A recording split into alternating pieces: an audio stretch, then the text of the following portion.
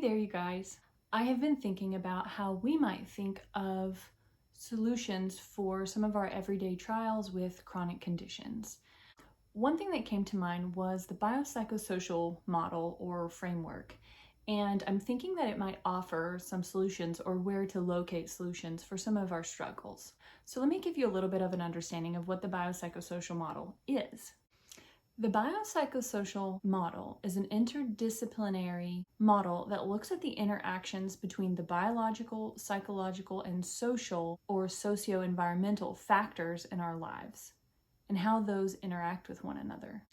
This model specifically looks at how these factors interact in our lives with specific topics and what roles they play in our health and disease all the way to human development. So let's talk about the biological first. If you think about it, if you were to draw this out, you would draw 3 interconnecting circles. So you might do a Venn diagram with one circle and a second circle connected, but then add the third at the bottom. Or you might flip-flop that and actually put the first circle and then the 2 other circles. I'll try to add in an image here.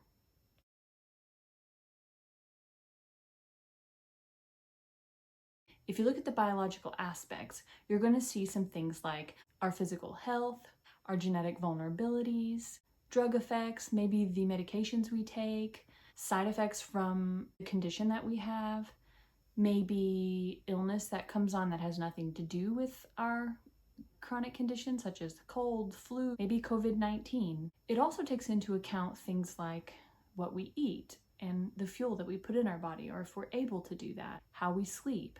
Exercise. Do we laugh enough? I think that would go there as well. So that would be the biological circle.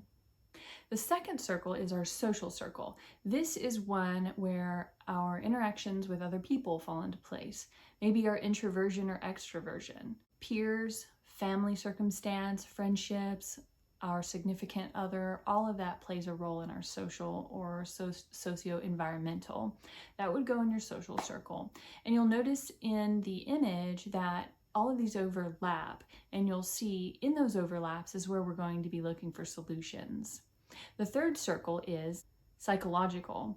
This encompasses things like our coping skills. Our relationships fall in here as well. Our self-esteem, our securities, our relationship experiences, and how well we attach to others or connect to others, or how well we feel connected to things like those social cues that some people pick up on better than others.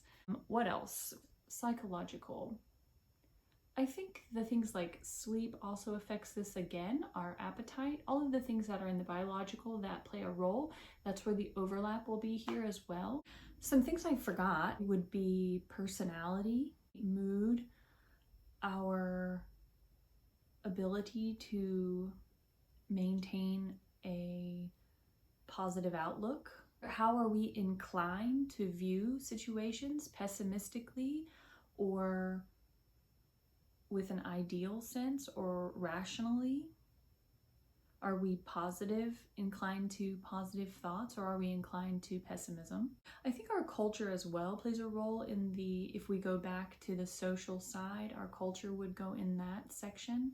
I'm just thinking of stuff as we're kind of brainstorming here that would go in these circles.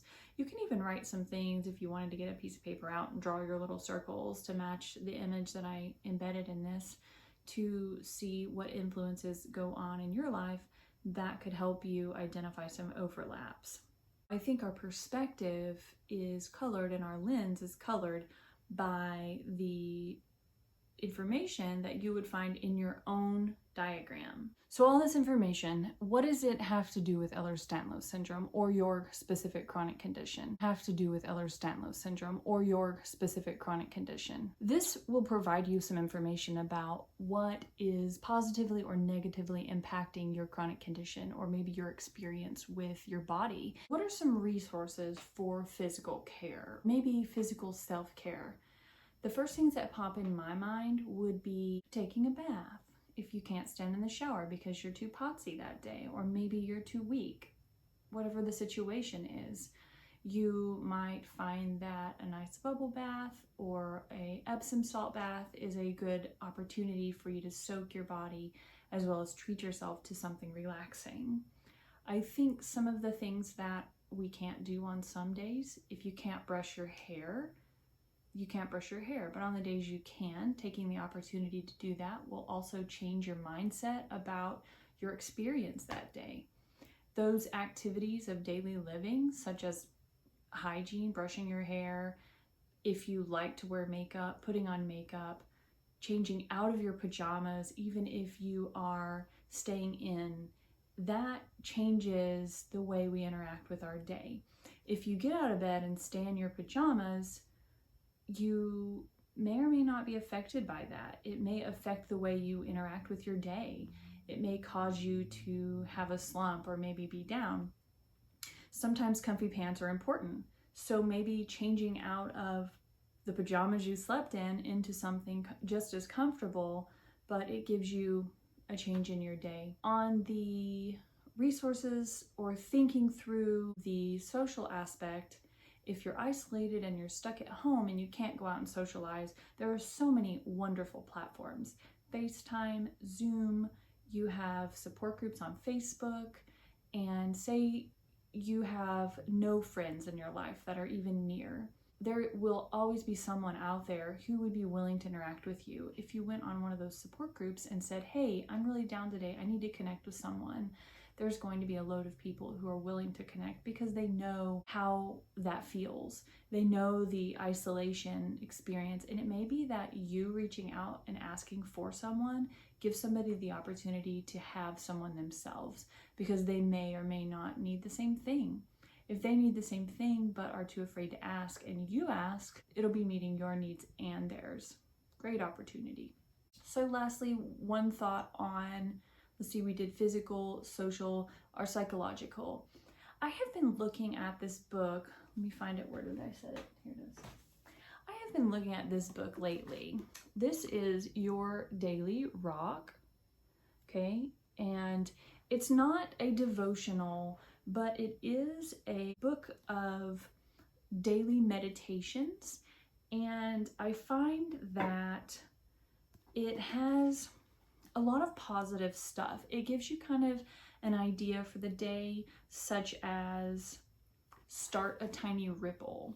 And it gives you this thought, and then it provides you with a quote, and then it kind of gives you a little directive, and then a morning positive thought, and then an evening positive thought, something to start your day with, and then you come back to it, reread this, and then you end your day with it. If we don't do something to change the way we're thinking, it's going to stay the same. And oftentimes that's stinking thinking, right? So if we don't do something that will provide us a different perspective or add to our lens in a positive way, we're going to stay stuck. And nobody else can do that for us. People can offer us resources. Here's a great one to start with. There are so many more. This is just one I'd like to promote right now. This has nothing to do with the biopsychosocial framework, but it does have to do with the psychological part. And if you want to share this with a friend, it will be the social part as well. You can do this with someone else and stay accountable. So I'm doing it. Maybe you can do it too. If you'd like to do it with me, let me know. The physical doesn't really fit into this other than getting up, getting yourself moving, getting a hold of this book, and adding it to your day.